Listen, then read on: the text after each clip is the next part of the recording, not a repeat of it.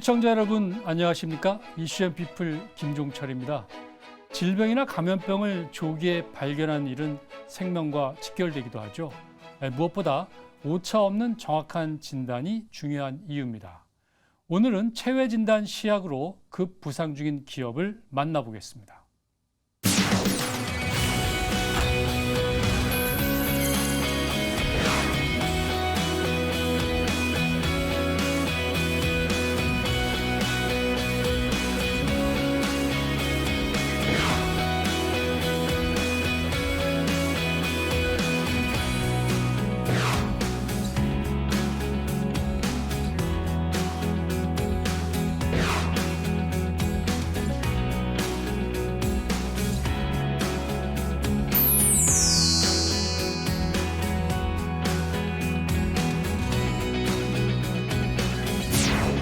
네, 안녕하세요. 안녕하세요. 네.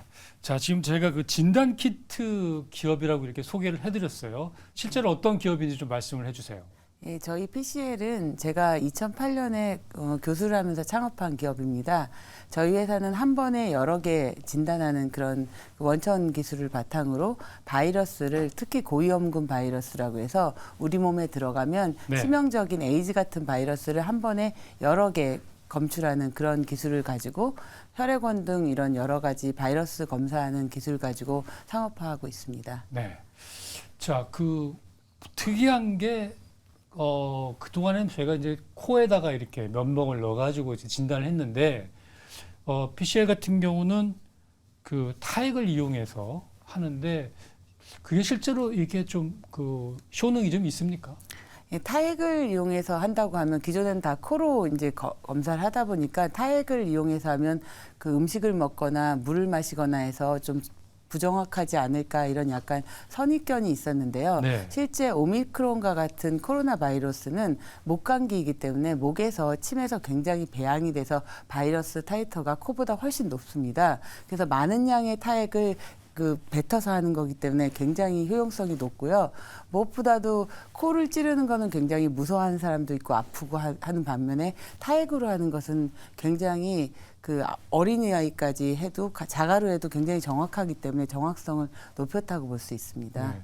자, 그러면은 이게 타액을 이용한다 그러면 특히 어린이들이라든가 그다음에 이제 뭐 자폐아라든가 이런 분들한테 조금 이렇게 더 효용성이 더 높지 않다는 생각도 드는데 어떠세요?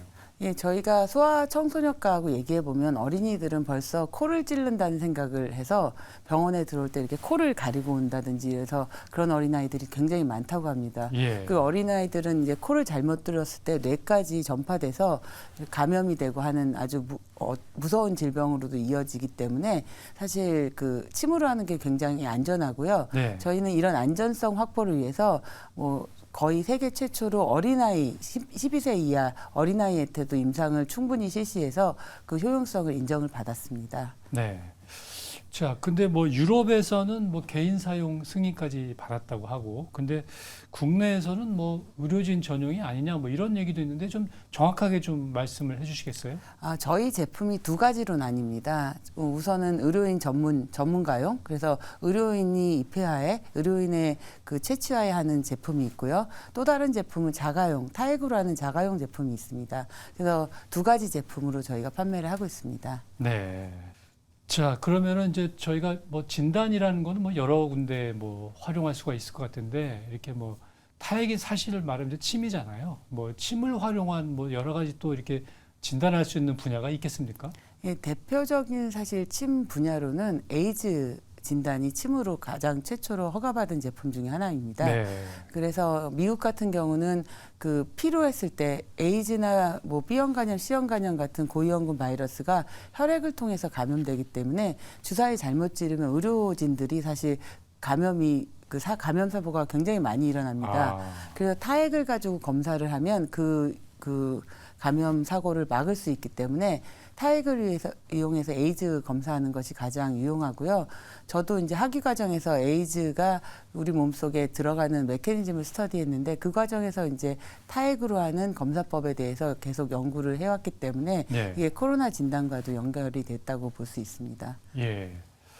자, 우리가 이제 그 뭐 코로나를 계기로 해서 뭐 진단과 관련돼서 상당히 많은 변화를 겪고 우리가 이제 앞으로 이 진단이 굉장히 중요하다 뭐 이렇게 좀 많이 느끼게 됐는데 얼마 전에 그 세계보건기구 사무총장께서 코로나 종식에 대해서 사실은 먼저 언급도 했는데 반면에 또 중국에서는 또 많이 확산세가 이렇게 진행이 되고 있잖아요. 앞으로 진단 산업이 좀 어떻게 이렇게 흐를 것인지 한번 전망을 해줄 수 있겠습니까?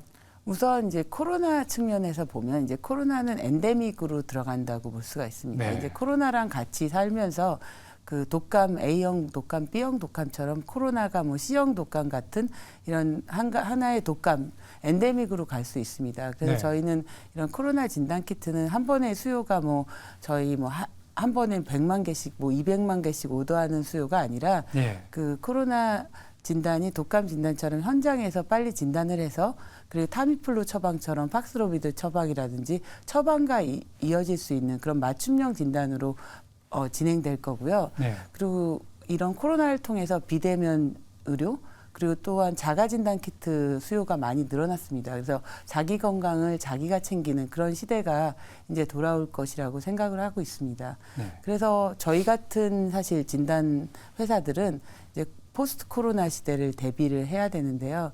저희 회사도 그런 거를 계속 대비해 왔고 사실 저희 회사 2008년에 만들었기 때문에 코로나 때가 사실 좀 특이했던 거고 계속 하던 일을 해야겠죠. 네. 그 잠시 좀 그 주제를 바꿔서 그 대표님이 그 혈액을 진단하는 것도 좀 개발하신 거로 알고 있는데 보통 우리가 이제 어떤 질병 검사하려면 어디가 여기가 아프다 그러면 한 번 또 피를 뽑고 여기가 아프다 그러면 또 피를 뽑고 뭐 이런 상황이 있는데 한꺼번에 뭐 여러 질병을 검사할 수 있는 것도 개발이 됐다고 제가 들은 것 같은데 그 부분은 좀 어떻게 그 얘기가 되고 있습니까? 그 질병을 진단하는 방법은 사실 한 번에 하나씩 진단하는 방법도 있고 한 번에 여러 개 질병을 진단하는 그 스크리닝 방법도 있습니다. 이 스크리닝 방법은 모든 질병 진단에 쓰이는 건 아니고요. 그 혈액 검사, 그러니까 혈액에 바이러스가 있는지 없는지를 검사하는 방법이 있습니다. 예를 들어서 수혈을 하기 전에 네. 헌혈 다음에 특정 바이러스들이 없어야 수혈을 하거든요. 네. 그런 건 항상 국제적으로 에이즈, B형 감염, C형 감염, 뭐 그 매독 같은 것들을 한 번에 쭉 검사하게 돼 있습니다. 예. 이런 거는 다중이 훨씬 유리하겠죠. 예. 그리고 또 수술 전에 검사하는 항목들이 있습니다. 그런 스크리닝 검사, 그리고 여러 가지 이런 그 진단을 한 번에 하나씩 하지 않고 여러 번 하는 그 진단, 이미 셋업된 진단에 굉장히 유용한 기술입니다. 네. 그래서 저희는 이 여러 개 질병 진단을 하다 보면 하나씩 하는 거에 비해서 민감도가 굉장히 떨어질 수가 있잖아요. 예. 예. 그것을 극복하기 위해서 저희가 솔젤이라는 3차원 기술을 이용해서 민감도를 굉장히 증가시켰고요. 예. 또 특이도 어떤 바이러스를 특별하게 검사하는 그 특이도를 증가시켜서 예. 그런 면에서 한 번에 많은 바이러스를 민감도 특이도 높게 검사하는 방법을 개발한 것입니다. 네.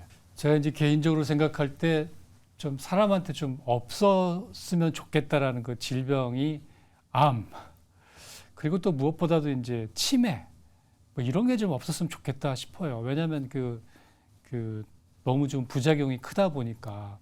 그런데 이제 우리 대표님께서 치매를 진단할 수 있는 키트도 개발했다고 이렇게 얘기를 하셔서 상당히 좀 관심이 가는데 그것 좀 소개를 해주세요.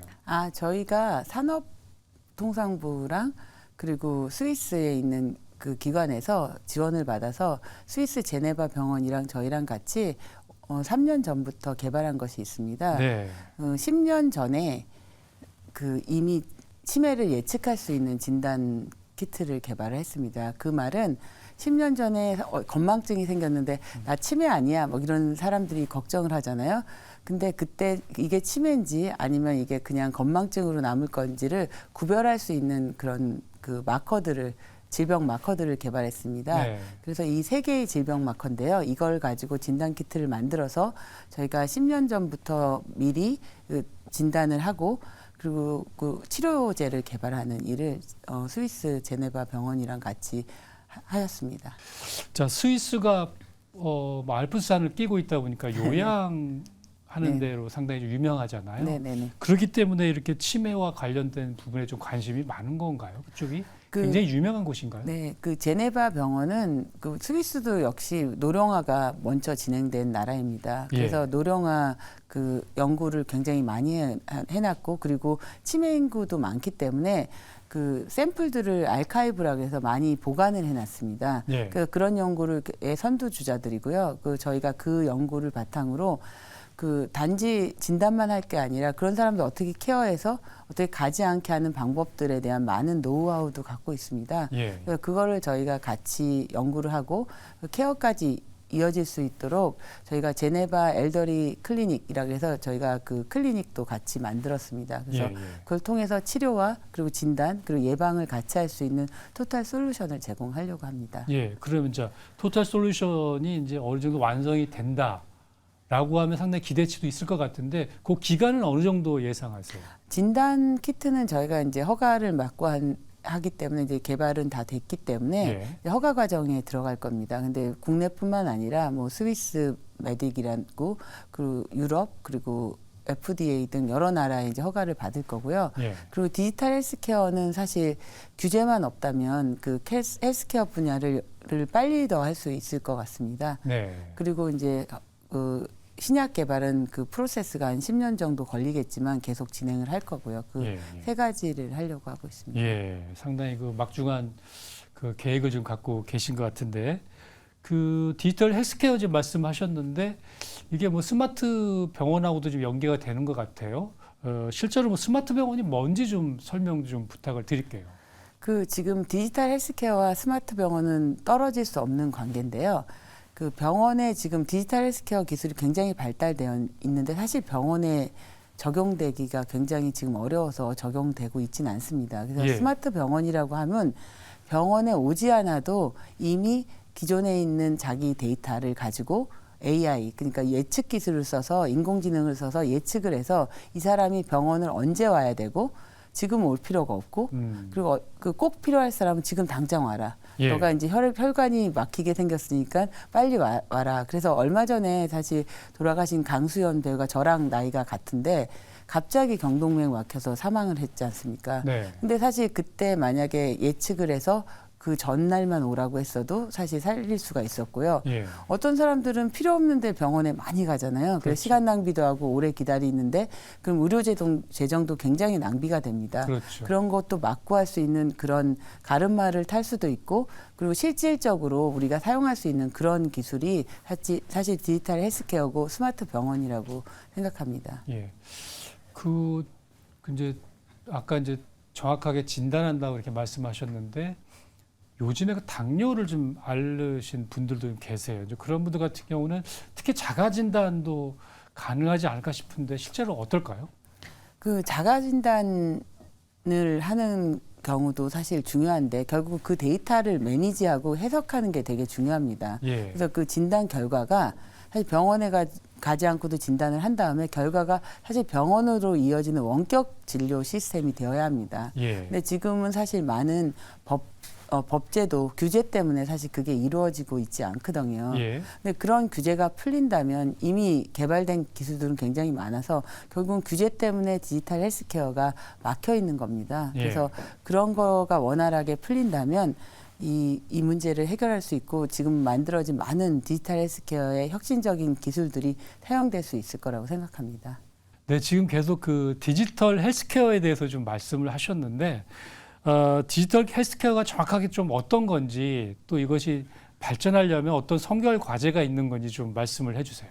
네, 디지털 헬스케어는 지금 그 기존에 있는 데이터들, 그 의료 데이터, 빅데이터들을 이용해서 AI, 그 인공지능을 이용해서 예측을 해서 그걸 통해서 헬스를 케어하는 겁니다. 아주 쉽게 말하면 내가 어떤 병에 걸릴지 디지털 헬스케어를 통해서 예측을 할 수가 있습니다. 그럼 예측을 하면 어떤 병에 걸리기 전에 이미 내가 치료를 받고 예방적인 측면을 한다면 요즘 많은 신약들이 초기에는 듣는 것이 많습니다. 예를 들어 바이러스 제제들도 이미 내가 바이러스가 몸속에 들어가기 전에 치료를 하면 훨씬 더 바이러스 후유증 같은 걸 막을 수 있거든요. 예. 암도 마찬가지입니다. 암도 초기에 발견만 한다면 지금 암이 되기 전이면 굉장히 치료가 쉽습니다. 치매도 마찬가지고 치매도 초반에는 음식이나 이런 걸로 뭐 조절할 수 있는 많은 방법들이 나와 있거든요. 뭐 그리고 그런 인지 능력 향상하는 방법도 있고요. 그래서 초기에 질병만 사실 진단이 된다면 사람들이 건강하고 또 의료비도 절감하고 사회적으로도 아주 그 많은 사람들이 문제가 없이 살 수가 있는데 결국은 디지털 헬스케어는 그런 것들을 해주는 아주 좋은 솔루션이라고 생각합니다. 우리 보통 이제 병원에서 진단할 때 그 사람이 어디가 아픈가도 보지만 이분이 어떤 그 유전적인 인자를 갖고 있느냐. 예를 들어서 이제 배우 안젤리나 졸리 같은 경우는 뭐 여기 절제술을 한다든가 뭐 그런 것도 있잖아요. 이런 부분하고도 어떻게 보면 그 집안의 가계도라고 볼 수도 있겠는데 그런 것도 이 디지털 헬스케어하고도 연관할 수 있는 그런 부분이 있을까요? 그게 진짜 가장 좋은 예 중에 하나인데요. 디지털 헬스케어를 보면 AI 기술을 해서 IT 기술로만 예측하는 거로 생각합니다. 근데 그렇게 하면 정확도가 떨어집니다. 그렇기 때문에 그 유전자를 쭉 봐서 유전자에서 그 브라카진이라는 걸 가지고 그 유전자에 변이가 있으면 그 사람은 그 유전적으로 그 유방암 걸릴 확률이 70, 80%로 굉장히 높아집니다. 그런 사람들을 예측할 수가 있는 거죠. 그러니까 실제적인 데이터와 그리고 예측하는 그 IT, 그 빅데이터와 실질적인 그 의료 데이터가 합쳐져 갖고 지금 그 합쳐져서 좋은 기술이 나올 수 있는 게 디지털 헬스케어입니다. 네. 그래서 저는 지금 현재 이제 디지털 헬스케어를 우리나라도 그렇고 많은 IT 회사들이 하고 있지 않습니까? 그거가 사실 조금 문제가 있다고 생각하는 게 진단 회사가 사실 IT 기술을 이용해서 하는 게 디지털 헬스케어라고 생각합니다. 디지털 헬스케어가 의료기 때문에 실제 나의 데이터와 그리고 예측 데이터가 일치되는 점을 찾아야 합니다. 그렇기 때문에 사실 질병별로 해야 되고 의료기기와 같이 그 질병별로 예측할 수 있는 디지털 헬스케어 플랫폼이 만들어져야 돼야 된다고 생각합니다. 자, 지금 저희가 그 디지털 헬스케어에 대해서 계속 얘기를 나누고 있는데 이 분야가 발전하려면 선결 과제가 있을 것 같아요. 네, 디지털 헬스케어가 저는 우리나라의 다음 먹거리라고 생각합니다. 제가 질병 진단 분야에 오면서 느낀 것이 뭐냐면 이미 다국적 기업들이 다 모든 분야를 이렇게 잠식하고 있습니다. 우리나라도 그렇고. 그래서 그런 거에 저희가 뉴커머로 이렇게 혁신 기술을 갖고 들어가기가 굉장히 어렵습니다. 분야 자체, 예를 들어서 암 진단한 건 기존에 있는데 저희가 혁신 기술로 여러 개 암 진단에서 들어간다고 해서 기존 기술하고 이렇게 굉장히 큰 차별점이 있거나 가격을 엄청 싸게 하거나 뭐 여러 가지 그거를 보여주지 않으면 들어가기가 굉장히 어렵거든요. 네. 근데 디지털 헬스케어 분야는 지금 세계 어느 국가도 아직 그 산업화되지 않은 분야입니다. 이 분야를 빨리 저희가 선점을 하고 저희가 거기에 아주 적합한 혁신 기술도 있고 IT 기술 인프라도 굉장히 잘 돼 있는 나라입니다. 그래서 우리나라에서 그 서비스를 바로 빨리 실현해야 합니다. 그런데 이거를 규제 산업 면으로 자꾸 봅니다. 그러니까 디지털 헬스케어를 최진단 의료기기와 같이 규제를 하려고 합니다. 사실 이 디지털 헬스케어는 최진단 의료기기랑 마찬가지로 몸 안에서 하는 게 아니라 밖에서 하는 거기 때문에 안전성 문제는 없습니다. 다만 그 유효성, 이게 진짜 민감도가 있고 특이도가 있고 정확하냐, 이걸 보는 겁니다. 이걸 보려면 규제가 아니라 사실은 산업에서 빨리 써봐야 아는 거거든요. 많은 실제 이 리얼월드 데이터라 그래서 실제 의료 현장에서 데이터가 많이 나와야 우리가 그거를 세계 표준화할 수 있습니다. 표준화는 결국 산업적인 면에서 봐야 되거든요. 그래서 이게 규제가 아닌 산업부나 보건 정책 면에서 이걸 봐야지 식약처의 규제를 만들어서 디지털 헬스케어를 규제하려고 하는 거는 굉장히 잘못된 방침입니다. 근데 사실 그 식약처 입장에서도 국민 건강을 생각하기 때문에 공무원들 입장에서도 보면은 이게 어느 정도는 그래도 좀 안전성이라든가 함부로 이렇게 사실은 뭐 이렇게 그 의학 분야를 발전시키기가 사실 만만치 않은 그런 어떤 어려움도 좀 있을 것 같아요. 어떤 경직된 문화 때문에 그럴까요? 사실 그 세이프티라는 거는 의약품이나 식품 같은 거에서 사실 식품의약안전청의 그 기원이 식품 안전이잖아요. 식품은 먹거나 해서 굉장히 우리가 뭐 불량식품 문제들이 있었는데 그런 관점에서 의료기기를 보면 안 됩니다.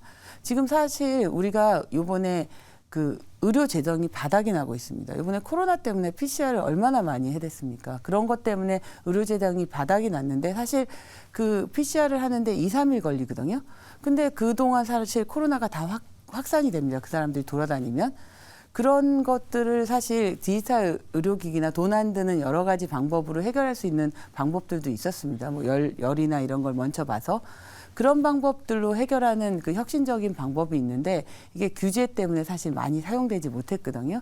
사실 그런 면에서는 사실 이 우리가 미래를 봐서는 의료 재정 면도 생각하고 그리고 산업의 표준화 그리고 우리나라의 그 의료 주권화 의료기술 주권화를 위해서는 이런 규제를 굉장히 풀어줘야 합니다. 자, 지금 그 열정적으로 말씀을 해주셨는데 대표님 좀 이력이 좀 궁금해요. 옛날에 뭐 공부를 하시다가 화학을 공부하신 것 같은데 어떻게 이런 진단 분야까지 오시게 됐는지 사업체 또 읽으셨잖아요. 그거 간단히 좀 말씀을 해주세요.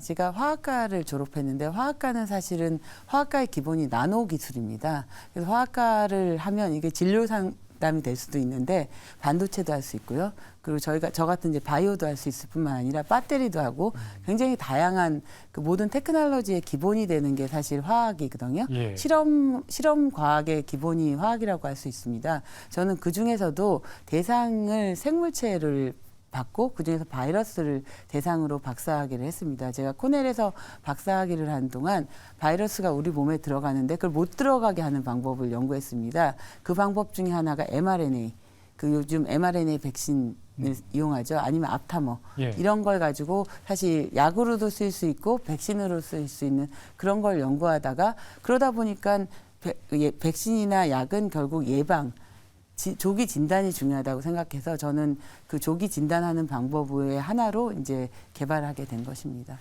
네. 자, 시간 더 있으면 더 말씀을 듣고 싶은데 끝으로 회사 비전, 앞으로 개인적인 비전, 그 좀 말씀을 부탁드리겠습니다. 네, 저희 회사는 이제 코로나 시대 뿐만 아니라 그 전부터 바이러스의 조기 진단 그리고 여러 가지 바이러스를 더 민감하게 진단해서 바이러스로부터 자유로운 그런 그 사회를 만들고자 노력을 했습니다. 그래서 건강을 지키고자 노력을 했고 이런 개념으로 사실 우리 건강을 지키려면 환경도 좋아야 되고 주변에 있는 반려동물도 좋아야 되고 음식도 좋은 걸 먹어야 합니다. 그래서 저희는 원헬스 컴퍼니로 나가려고 노력합니다. 원헬스라는 건 우리 사람의 건강을 위해서 주변의 건강, 또 예방의학적 건강, 그리고 디지털 헬스케어를 비롯한 여러 가지 기술을 활용해서 그 환경과 사람과 동물 그 모든 건강을 지키는 그런 회사를 가지는 게 저희의 비전입니다. 네, 응원하겠습니다. 네, 감사합니다. 네, 고맙습니다. 네. 네, 지금까지 PCR 김선 대표와 얘기를 나눠봤습니다. 이슈 앤 피플 오늘 마지막 방송입니다. 더욱 새로워진 프로그램으로 여러분들 찾아뵙겠습니다. 고맙습니다.